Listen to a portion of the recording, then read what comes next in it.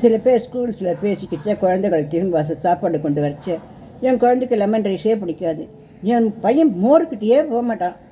என் பொண்ணுக்கு வெல்லம் போட்டு எது பண்ணாலுமே குடிக்க மாட்டா, சாப்பிட மாட்டா. வெல்லம் போட்ட பாயசமே பிடிக்காது. என் பொண்ணுக்கு சாப்பாடுனாலே வெறுத்துடுவா. இந்த குறை முருமன் இருக்குது, இந்த மாதிரி அதான் சாப்பிடணும்னு நினைக்கிறாள் ஒழிய சாப்பாடுனாலே வெறுத்துடுவா. இப்படிலாம் அந்த குழந்தைகளை பற்றி சாதாரணமாக சகஜமாக ஒத்த பேசிக்கிற மாதிரி பேசிப்போம்ல. இந்த மாதிரி பேசவே கூடாது ஃபஸ்ட்டு. ஏன்னா இந்த மாதிரி நம்ம பேசுகிறத நினச்சிட்டு உடனே இந்த குழந்தைகள் என்ன பண்ணும், நம்ம இப்படி தான் இருக்கணுமாக்கும், நம்மளுக்கெல்லாம் பிடிக்காதாக்கும் அப்படின்னு நினச்சி விடும்.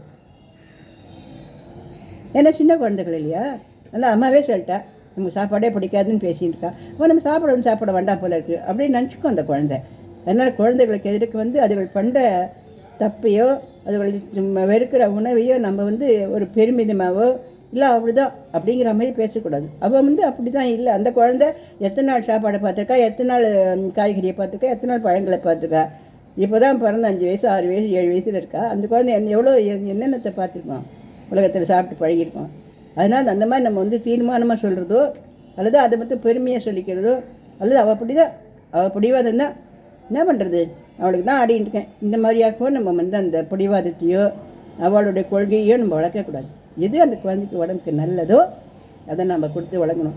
இன்னும் ஸ்கூலுக்கு போனோன்னா ஒரு மிட்டாய் கொடுத்தா தான் போவான். சாக்லேட் கொடுக்கலன்னா அவன் போக மாட்டான். ஸ்கூல் போயிட்டு வந்தோன்னா ஒரு ஐஸ்கிரீம் கொடுத்தே ஆகணும் அவளுக்கு.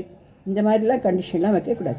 ஸ்கூல் போய் படிக்கிறது உன்னுடைய அறிவை வளர்த்துக்கிறதுக்கு அப்படிங்கிற மாதிரி அதனுடைய நிஜமான அர்த்தத்தை அந்த குழந்தைகளுக்கு சொல்லி கொடுத்து அதுக்கோசரம் இதுக்கோசரம் அதுன்னு இல்லை கண்ணா, உனக்கு பிடிச்சதெல்லாம் தருவேன், ஆனால் உனக்கு எது உடம்புக்கு நல்லதோ அதை நிறைய தருவேன் அப்படிங்கிறத நம்ம தெரிவிக்கணும் குழந்தைகளுக்கு.